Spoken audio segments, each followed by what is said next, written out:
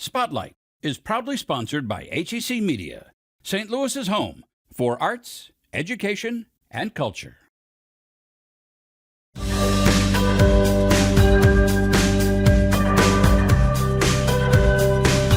Today on Spotlight, a WashU research team makes a discovery after spending 45 days traveling to wildfire locations.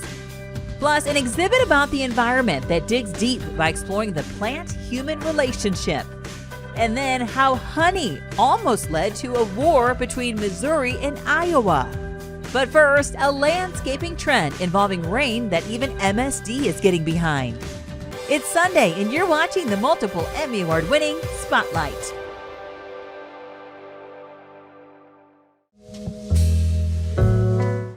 Erin Maloney's kids may call her a plant nerd, but the rain capturing steps she's taken outside her South St. Louis home have empowered her. I would say, honestly, this has been a life-changing experience for me. Along with the beauty of the rain gardens outside her home, her family's basement has not flooded since she added native plants and rain barrels as part of a larger rainscaping project. An added bonus, the new environment has attracted new birds. I've had that birdhouse up for a couple of years now, and this is the first time that we've had a nest of black-capped chickadees, and it's been really fun this spring to watch them develop a nest and watch them come and feed their babies and it's been really fun to watch. Maloney's efforts were boosted by the MSD Project Clear Rainscaping Small Grants Program. The program gives homeowners resources and funding to take steps like planting rain-soaking native plants, installing permeable pavers, or utilizing water barrels to reduce stormwater runoff. The Missouri Botanical Gardens administers the program. Rainscaping is a sustainable landscaping practice. It harnesses the power of native plants to catch rainwater where it falls. So if we only use impervious surfaces like concrete and lawn grass that don't allow water to penetrate, that water is going to flow over the ground and pick up pollutants on its way to the storm drains and our rivers and streams. Soccer fans heading to the City Park Stadium may also notice something outside the nearby headquarters of the Metropolitan St. Louis Sewer District. Its entrance features rainscaping that's not just beautiful, it's environmentally friendly. The site is capable of storing about 14,000 gallons of water at any one time. This area is a great example of rainscaping and landscape architecture that you can utilize at homes and businesses in the St. Louis area. In an effort to practice what it preaches, MSD spent months reconstructing its outdoor entrance into an outdoor classroom in rain capturing practices. From a vegetative green roof system to rain chains that carry water to a storage cistern that can be later used for irrigation, to native plants and weirs that hold excess stormwater, residents can come here to learn about what's possible. The ultimate goal of rainscaping is to capture the rainwater where it falls and to keep it out of our combined sewer system from overflowing into the river. MSD originally needed to update its exterior to address accessibility issues. But what it ended up with was much more. The area includes signage and a demonstration garden where residents can learn about native plants firsthand. When you view the demonstration garden, you can see the mulch and pea gravel and the different plants that you can plant at home. The Small Grants program is available to anyone in the MSD service area. It ranges from $3,000 to $4,000, and people can apply for advance payments and get reimbursed for rain gardening projects on their home. So that's important, again, for water quality and stormwater reduction. Homeowners interested in the program first should start by going to MSD Project Clear's website to learn more. Then they can turn to the Missouri Botanical Gardens, which runs the program. Applications are accepted year-round. And we'll connect you with the resources, we'll connect you with the application and the materials. We also provide a list of contractors who have participated in the program in the past, and the contractors can come out to your site, do a consultation, help you come up with a design and a bid, and then you'll submit that as part of your application. We answer questions along the way, and we try to be like a homeowner advocate throughout the process. Erin Maloney points out the rainscaping features in her yard are more low maintenance and require less energy than traditional lawns. I would just encourage people to go for it. Her experience has only inspired her to do more. I'm already thinking about what can we do next with our neighbors to do something like in the media? Is there ways that we can continue planting trees to kind of continue attracting wildlife and then helping with the runoff and the flooding and things like that? That's going to continue to be an issue. Anyone in the MSD service area is eligible to apply for a Rainscaping grant. Businesses and other organizations can also apply for up to $10,000 in grant money to fund Rainscaping features. For more St. Louis stories, subscribe to the HEC YouTube channel. Spotlight STL from HEC Media. There's only one way to find out the fullest extent of the damage wildfires can cause, and that's boots on the ground. So, when Rajan Chakrabarty decided to fill those boots, he became a wildfire chaser in the western U.S. We were tracking the entire life cycle of a wildfire, and we were very close to the fire, along with firefighters actually, in certain instances. We were camping out of a mobile laboratory which had packed in $10 million or more worth of instruments, and we were literally chasing fires, trying to understand emissions in actual wildfires from the ground level all the way up to the troposphere and to the stratosphere. His wildfire chasing days were a total of 45 days in 2019, long enough to conduct a comprehensive analysis of what makes up wildfire smoke plumes. WashU's associate professor in the Department of Energy, Environmental, and Chemical Engineering has a lab dedicated to aerosol science, the Air Lab at Washington University in St. Louis. Chakrabarty and members of this aerosol interdisciplinary research lab team spent 45 days in wildfire locations. They traveled from state to state, chasing the flames. So we started from Idaho, and then the van made its way to Oregon, California, Arizona, and we were tracking different wildfires during the fire season in the summer of 2019. Inside of the van, it was packed up with all sorts of instruments to study the physical properties, the optical properties of the smoke, which was being emitted from the fires. The ground research is part of the Fire Influence on Regional to Global Environments and Air Quality, or FIREX, field campaign led by NOAA and NASA. FIREX also gathered samples by plane. Similar instruments were also packed in the aircraft, and then this was further synchronized with the satellites. During the sampling of ground and airborne smoke from large-scale fires, Chakrabarty says his team discovered how wildfires emit potent climate-warming organic particles. It was not the black carbon that previously took all the blame. The stealthy particles in the plumes that previously escaped detection are unusually strong light absorbers or climate heaters. They are dark brown carbon particles. We think that they are actually scattering all the sunlight back, aiding soot or black carbon with absorbing sunlight. This is the enhancement in absorption. And this enhancement was pronounced 50 to 75% we found across the atmosphere.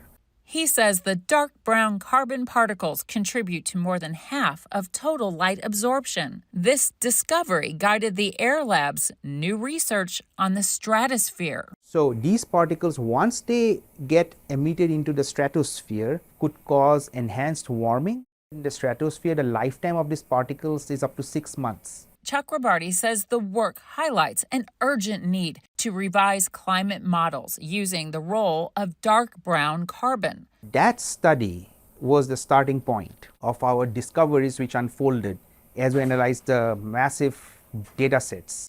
With wildfires predicted to rise globally, new research in the Air Lab on snowmelt may help revise climate models. The wildfire chasing led WashU researchers to uncover how dark brown carbon has been this hidden source of snowmelt. If the snow melts very rapidly, that can lead to flash flooding in downstream areas. The Air Lab is also investigating potentially harmful health effects from dark brown carbon particles when inhaled. So how toxic are these particles? These are a lot of unknowns there. because nobody has looked into the toxicity of these dark brown carbon particles. He's investigating a possible link to higher occurrences of Alzheimer's disease in areas of frequent exposure. Live in areas where wildfires is a very frequent event. Could there be a connection between exposure to these particles and onset of Alzheimer's? Although it's been a few years since Chakrabarty's wildfire chasing days, his team's dedication to document the real-world effects of dark brown carbon So that's our snow. continue to ignite new research and discovery. For original programming and award-winning content, explore hecmedia.org. Find all of your favorite genres, including the arts and sciences. Go in-depth with the latest research. Get insight into new technologies. Learn about breakthrough discoveries. Find it all in one place. Explore hecmedia.org.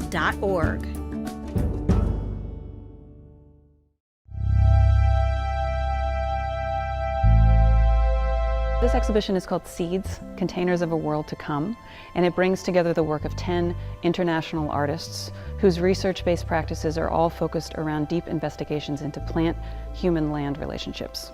We started working on this for about 2 years ago, and we wanted to do a show that thought about the environmental crisis through the lens of the visual arts. A show about the environment is a very big topic. So we wanted to focus it in on the idea of the seed, right? And the seeds are an interesting thing because they are sort of this kernel of life, right? And they also hold knowledge and cultural, but they also are portents for the future as well.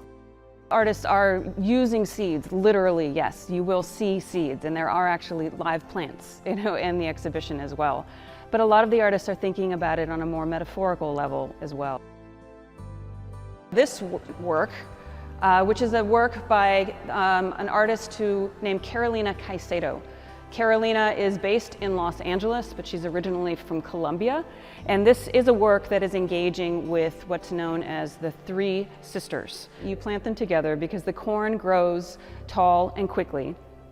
The bean then can spiral up and use the corn for support. And then the squash grows low to the ground and gives shade to the roots. And the 3 of them together all put nutrients into the soil, which is all, again, mutually beneficial, and it doesn't deplete the soil. But the 4th element is us, is humans. And this is the idea that these seeds need to be cultivated, right, in order to grow.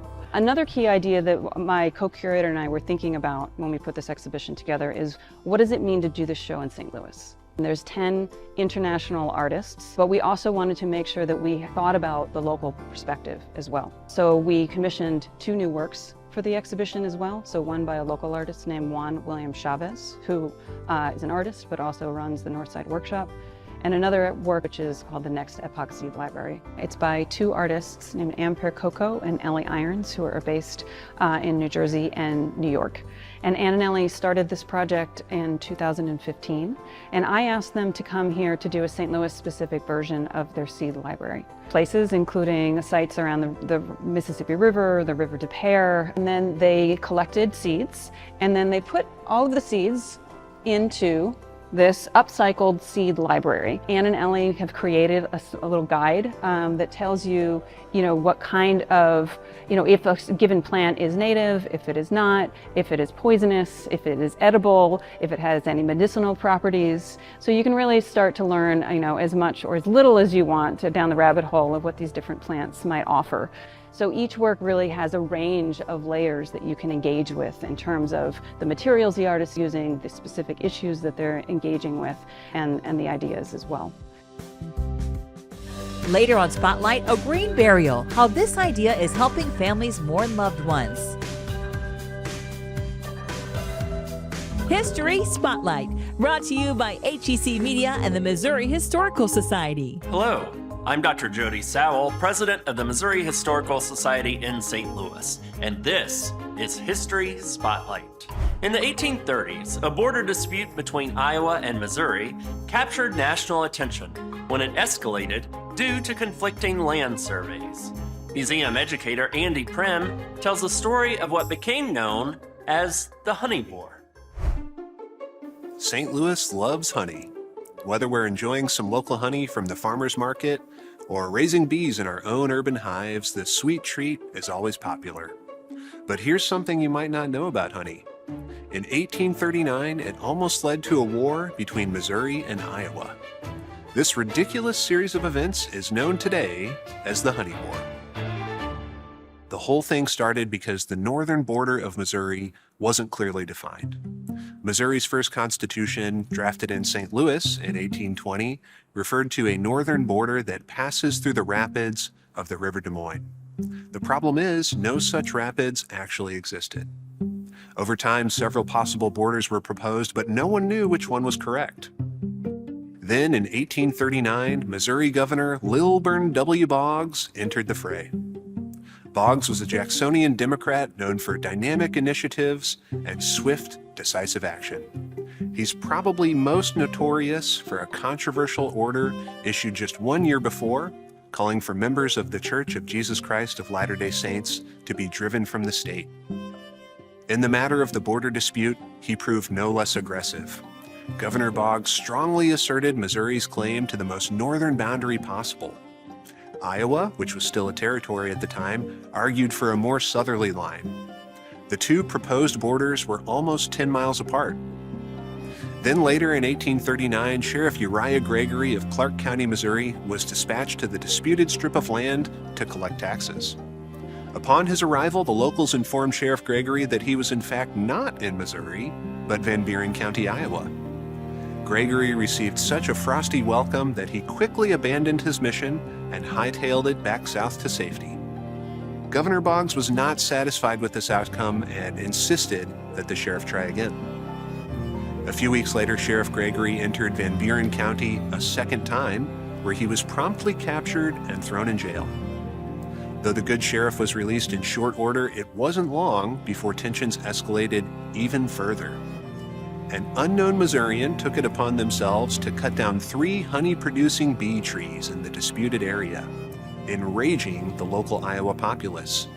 Honey was, after all, quite a valuable natural resource in those days. The miscreant managed to evade Iowa authorities and haul the trees away, but was nevertheless convicted in absentia and fined $1.50. In Governor Boggs' estimation, this was an assault on Missouri's citizens and property, and he viewed it as no less than a provocation for war. Never one to back down from a challenge, Boggs dispatched 800 militiamen to the border. Iowa Territorial Governor Robert Lucas responded in kind, sending 300 militiamen of his own. Both governors appeared to be spoiling for a fight, and bloodshed seemed imminent. But the militia commanders were not eager for conflict, and the officers quickly agreed that a shooting war over honey trees was in nobody's interest. The governors then begrudgingly allowed the issue to be submitted to the courts. The matter was eventually resolved by the United States Supreme Court in 1849, which ended up splitting the disputed area roughly evenly between Iowa and Missouri. In the end, the Honey War was a ridiculous series of events culminating in little more than sound and fury. So the next time you're enjoying a delicious bottle of local honey, take a moment to remember the time Missouri and Iowa almost came to blows for the most petty of reasons. How sweet it is that cooler heads prevailed. Next week on History Spotlight, a daredevil pilot takes on a daunting feat. To learn more about the Missouri Historical Society, visit mohistory.org. HEC Media. Recognized, celebrated, honored time and again for excellence in the industry. HEC Media has been bringing home the hardware for over a decade. Arts and education to author talks, magazine shows and documentaries, individual craft achievements to overall excellence. Find all of the award-winning content at hecmedia.org. When you drive down virtually any street, you'll see utility poles alongside the road. In fact, they're so common, you probably don't take much notice. But what happens to those poles when they're taken down or replaced? Folks always ask me, what is the lifespan of wood poles?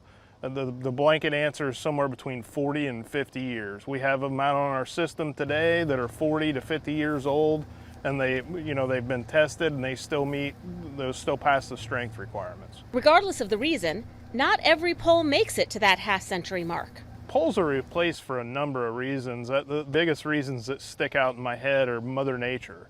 Obviously, everybody knows we live in the Midwest. We have a lot of storm damage. It could be straight line winds, could be tornadoes. The other reason is just end of life. That's no small number of poles that need to be changed out each year. And each and every one undergoes a number of other checks first. Ameren, Illinois has approximately 1.3 million power poles and nearly 9,500 multi-pole structures, and we cover a 43,700 square mile service territory. Every year we replace about 10,000 poles. Right here, this will show the inspections that's been done on this pole. It gets a visual every 6 years, and then it gets a full ground line every 12 years. So basically what that means is on year 6, they go out there and they look at everything from the ground up. They're looking for loose hardware, the pole tops splintered out, all that type of stuff, possibly a burn insulator. And then on year 12, we could do the full dig 18 inches down. We look at the wood around there, look for decay. We do a series of measurements, and there's a whole algorithm that figures the strength.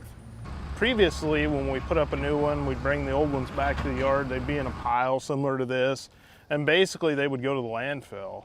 What we've done is we've partnered with Blackwood Solutions to get them, they use the word recycled. I like to use the word repurposed. Just because a pole doesn't meet our strength requirements to put power lines on doesn't mean that there's not other uses for it. What they do is they try to get with church groups, baseball organizations, park districts. They could be used for parking bumpers.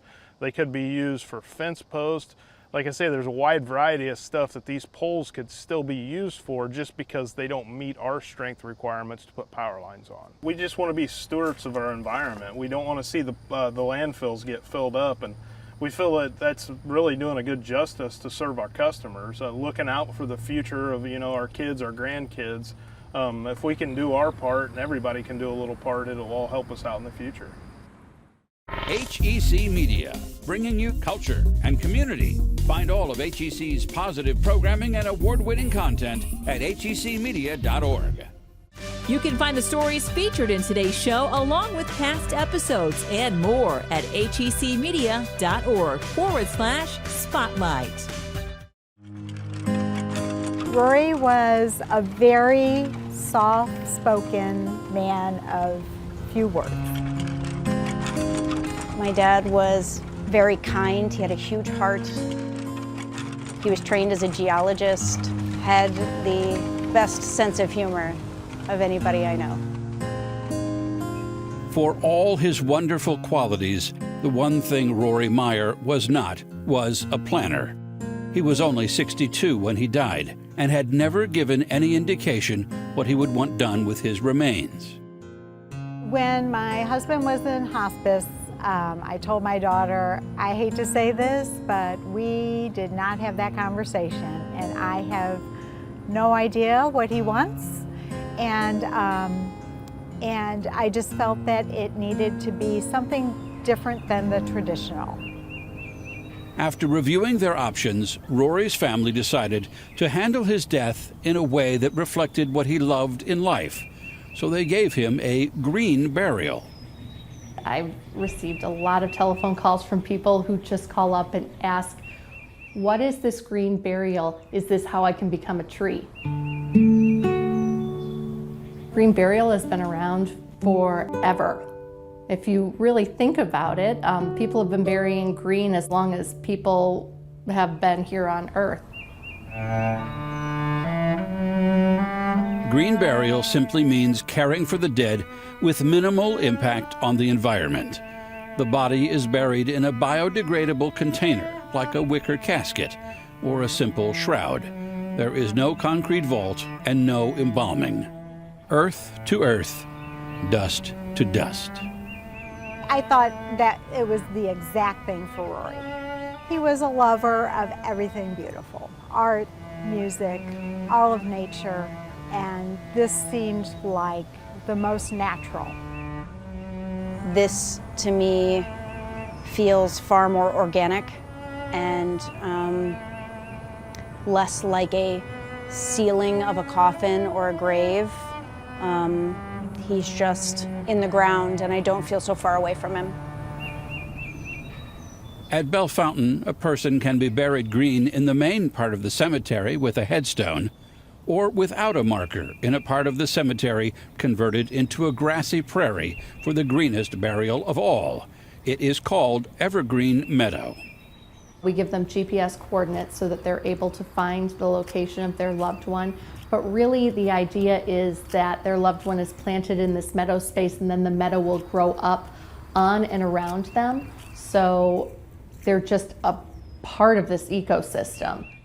And all night long you can hear him roar, bring on the gosh darn cat. Along with being more environmentally friendly, green burials are also more family friendly. In most cases, the deceased's loved ones blanket the body with greens and flowers picked for them at the cemetery before lowering and sometimes burying the body themselves. I told Gracie, I was just like, sign me up, put me right next to him. You know, let's do it all now so my kids don't have to think about it later. Yeah, so yeah, there's a spot for me. You can definitely rest in peace here, for sure.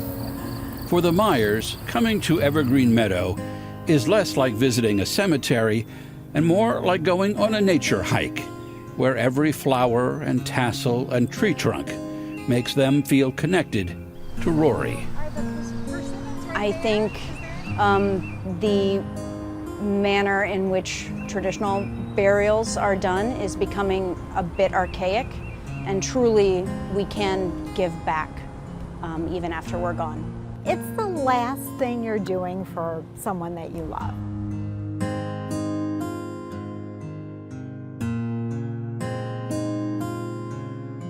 I think everybody that knew Rory knew that this was, you know, right for him. I know he would love this cemetery. If there are spirits that are roaming, I know he's roaming around, enjoying every bit of it.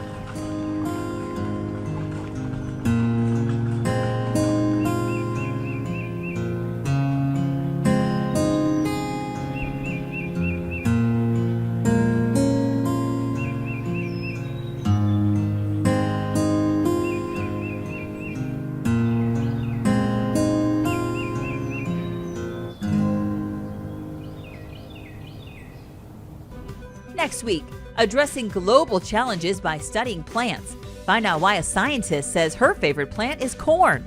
Plus, inside exhibits at the Pulitzer Arts Foundation, how this art helps their mental health.